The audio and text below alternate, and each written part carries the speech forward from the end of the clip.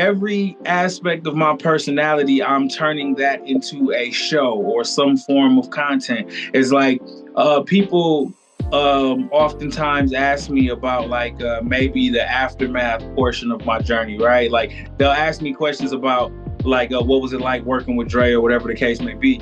You know, that was like 6-7 years of my life. So there are so many stories that I have to tell that I feel like people only know what they know, so they don't know to ask me about certain things. So it's like I'll put the information out there, you know what I'm saying? And you even have that skit in the album of the interviewer just being like, what was it like being signed to Dr. Dre? Did you meet Eminem? Yeah. And part of me was just like, fuck, I asked both of those questions the first time I interviewed him. It's all good. It's all good. Your heart was in the right place. Some other people's hearts aren't in the right place. I at least knew your career beforehand. So like that wasn't the only two questions. I just, had to cover all the bases. I don't hate talking about that portion of my life because life is life, and any experience that I've been through, hopefully people can use it, take it and grow from it and apply it to their life or whatever the case may be.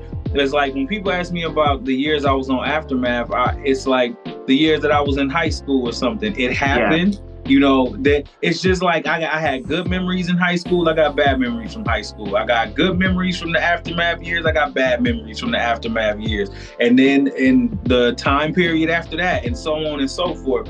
But it's like, for me, it's like, it just felt like, if y'all want to know, if people want to know more about that time period of my life, I'll feed them some more information so the questions don't have to be so repetitive, because they become very, very repetitive.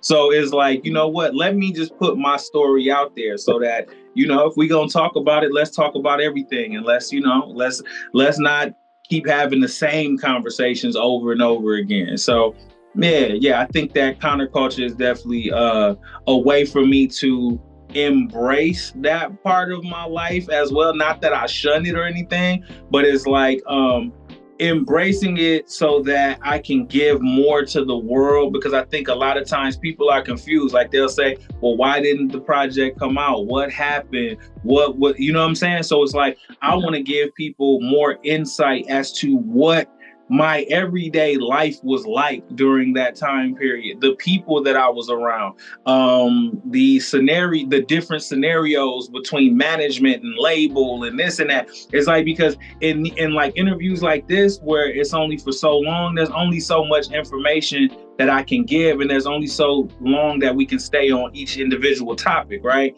So It's like with counterculture, it's like I can tell it all. And then maybe you'll watch an episode on counterculture and that'll give you more ideas like, yo, well, you said this happened. What was it like when this happened? So it'll just, like I said, give people a more well-rounded idea of what that time period of my life was like. And also just who I am as a person, because that's not all it's going to be about. We're going to talk about my career before that, during that, after that, the right now, the rebuilding, the counterculture portion of my life, just all of these ideas. And I just want to give people, like I said, more insight as to who I am as a person. And also for journalists like yourself, just giving y'all more of a broader perspective of what those years of my life were like.